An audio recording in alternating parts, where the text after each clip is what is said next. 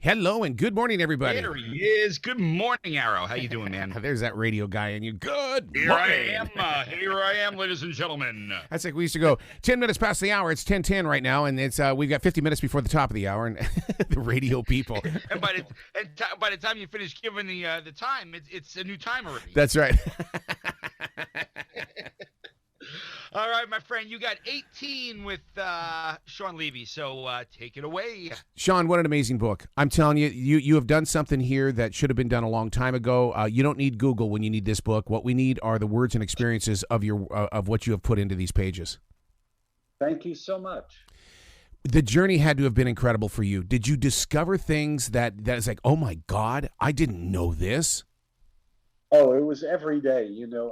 I'm 60 years old, so I remember a lot of these women performing on variety shows and talk shows when I was a boy, and that seeing women telling jokes they were rare, but they existed. I had no idea of how hard these women had to punch to get the shot at the mic, and what sort of preordained notions they had to shake out of people's heads in order to have successful careers. See, I didn't know either until I started watching Marvelous Maisel. I mean, I didn't realize how tough it was to get that door open.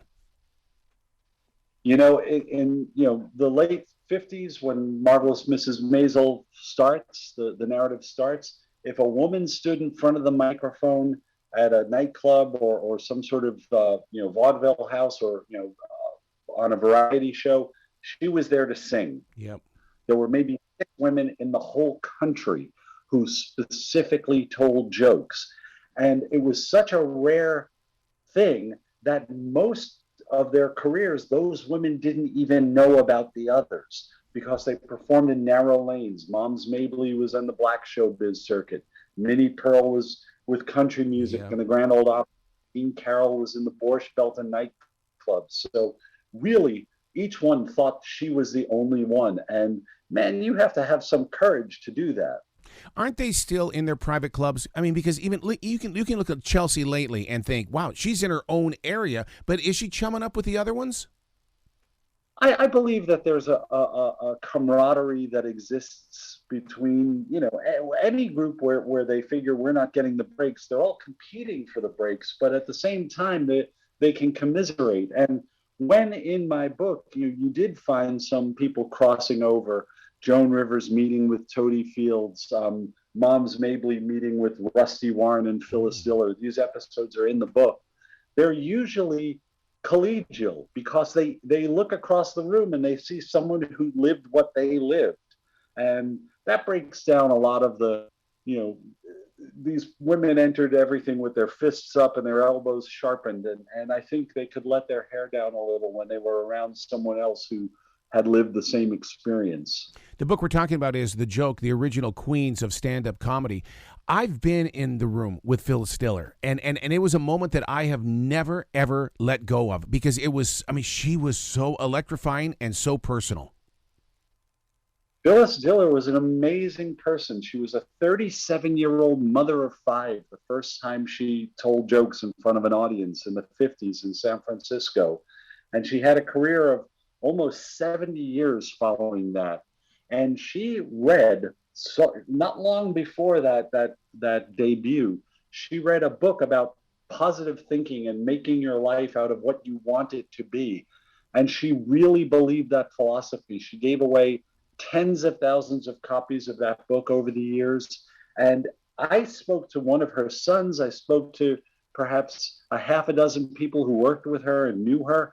And everyone who encountered her came away with a positive impression. Mm-hmm. She was a genuinely warm and positive woman and also hilarious and hardworking and great at her art. My daddy used to tell me all the time, he said, if she wasn't doing comedy, she'd be a preacher. She changes people's lives.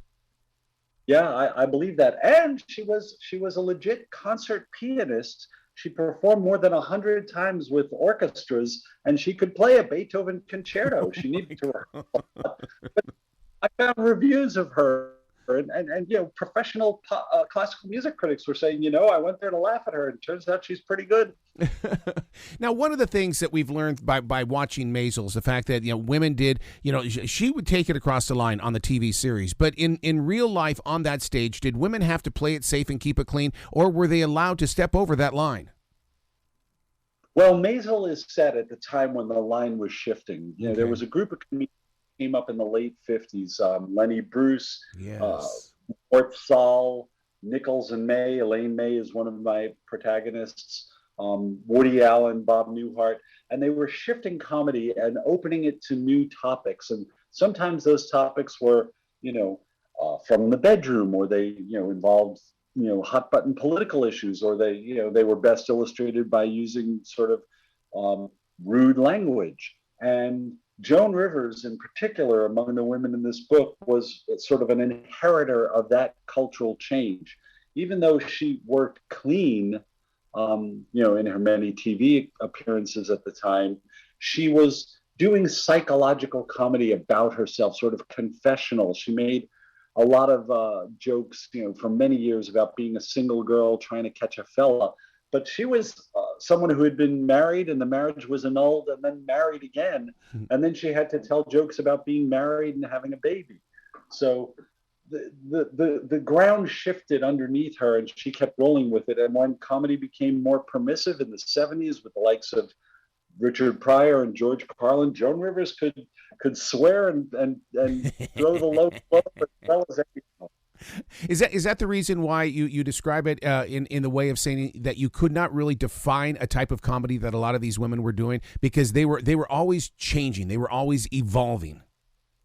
Right, and they all came from a slightly different place. So Elaine May came from the world of theater, but where she was in Chicago in the 1950s, they were literally inventing improv comedy and sketch comedy on the fly. And she was considered the best writer and best performer in the troupe that became Second City. And she was also one of the people who, when they sat down to figure out, okay, what are the rules of what we do and what don't we do? She was one of the main contributors to that. And those sort of guidelines are still being practiced every day. So she invented a type of comedy. She really did. And people who were there say, yeah, she was, I couldn't hold a candle to her. So each of these women found their own voice, their own métier, and their own audience. Mm-hmm. You talk about where they came from. I think Roseanne Barr had to be one of the very first to step forward and say, I came from a world of darkness, really bad times, and I've turned it into comedy. That's right. And I think that comedy was ready for that sort of voice at around that time. So she came along, and what she was doing fit with what was happening in comedy at the time. Phyllis Diller came from a really kind of hard background, but she came up at a time when, comedians didn't talk about their lives unless they made fun of their lives. So she didn't talk about the difficult things she had to endure as a young woman or a young housewife. In putting the book together, did you get the opportunity to step inside the lives in the way of, I always heard that Joan Rivers as well as Phyllis Diller always wrote their stuff down on recipe cards, and it's stored away in boxes. Did you get to touch any of that stuff? No, because most of this book was written during lockdown and pandemic, so I didn't get to do a lot of travel. But Phyllis Diller's joke file is at the Smithsonian Institution, and there are something like 60,000 one-liners filed away like in an old-fashioned card catalog. Phyllis Diller, I watched old YouTube clips while I was working and timed her with a stopwatch, and she could tell 12 jokes in a minute. Bam, bam, bam. You may not like the first one, but somewhere along the way, she'd get you laughing. And then she was such a pro, she'd save the best ones for the end of the riff, and then you'd be howling. So you have to have a lot of jokes at your disposal if you're telling 12 in a minute and you're a headliner.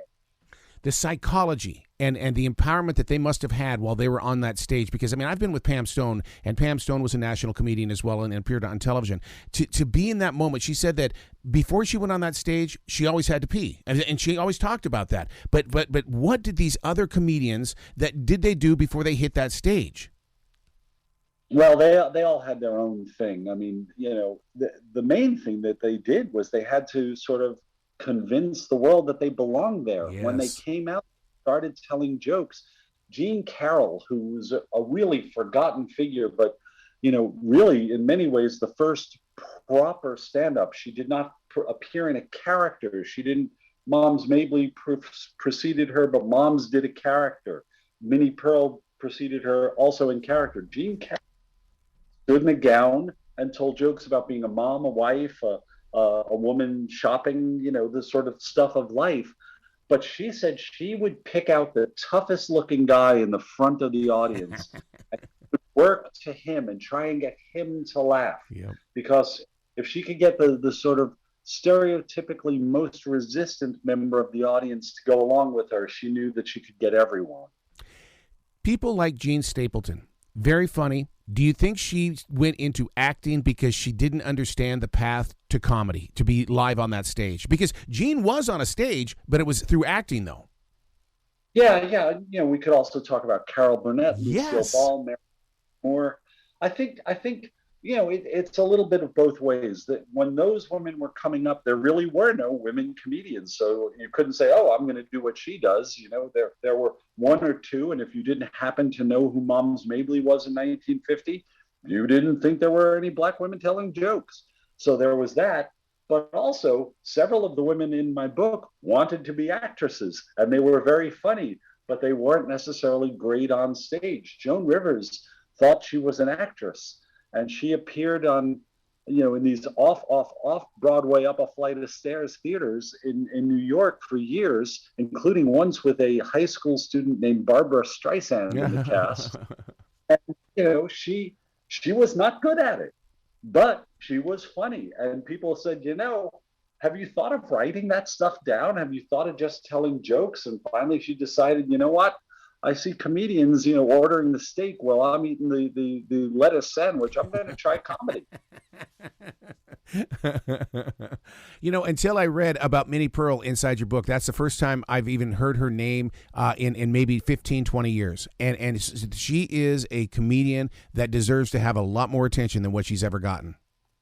Cheers to that. I agree. And frankly, at the beginning of my process, I thought Minnie Pearl, that's a corny old oddball act. She doesn't belong in here. And then I learned about her.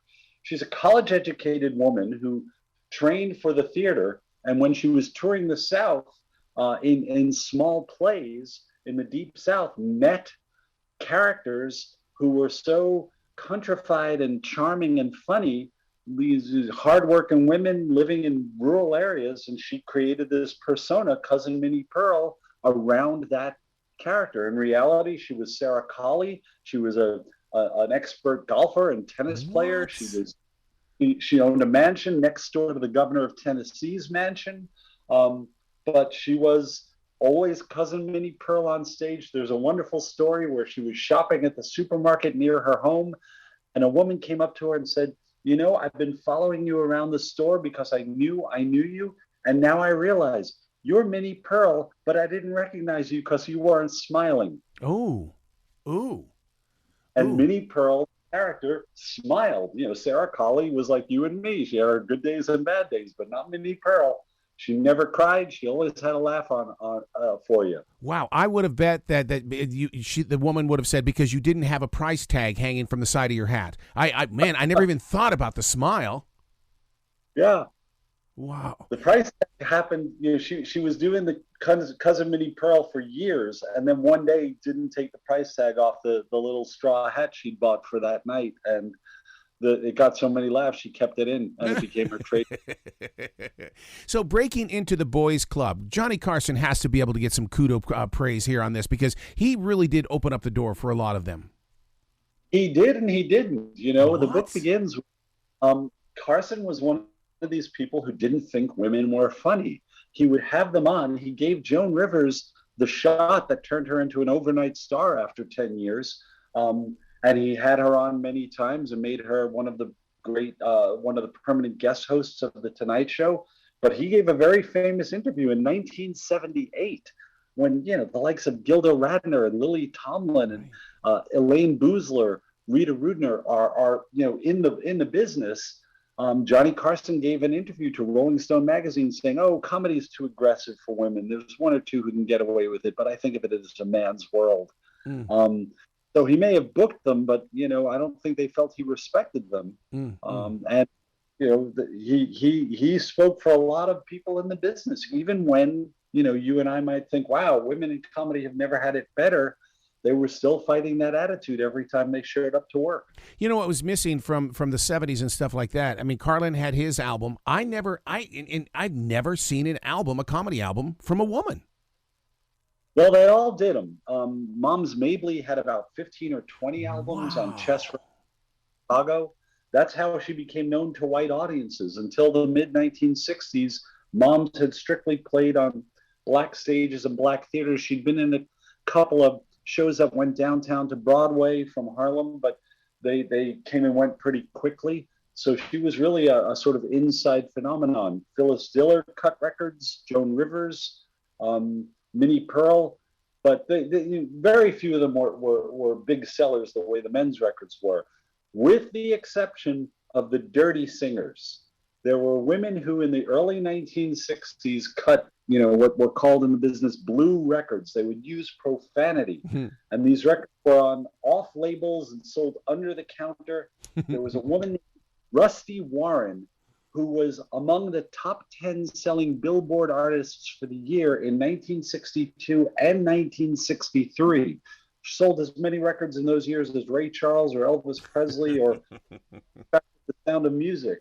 And then comedy changed, and someone who didn't quite use profanity seemed passé, but she was hugely popular. And there's a lot of baby boomers and even some Gen Xers who grew up, sort of snickering to their parents' Rusty Warren records and their Belle Barth records, the taboo ones that were in the back of the cabinet.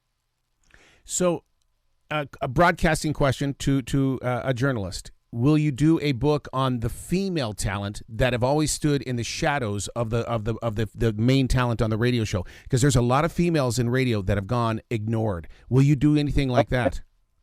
It's a great subject. It's not my area of expertise. I'm really more a film guy, and I've written previously about comedians. I wrote a biography of Jerry Lewis. So I had some background in that, but this is the first I've ever given it a thought, so I'm not going to say no to something that could potentially be as rich as this, because I didn't know the story of really any of these women, and now some of them I just can't tell the world enough about how much they did and how hard it was and how they persevered. It's so inspiring to hear that you were a student while you were putting this book together. That's very inspiring to a lot of writers. Cheers. That's half the fun. I mean, if you live with me, it becomes a bit annoying because I what's up to the Stiller fact of the day. But, to me, that's the joy of writing these stories is like, can you believe this? Do you know this? Look at who connected this. And I just dig that stuff. I always have. So writing biographies and pop culture histories is a way to share that enthusiasm and passion that's in my work with the world. Wow. Shawn, you got to come back to the show anytime in the future. The door is always going to be open for you. I appreciate that so much. Excellent. Will you be brilliant today, okay, sir? I'm going to try. It's still early. I'm on the West Coast. Okay, guy. Bye.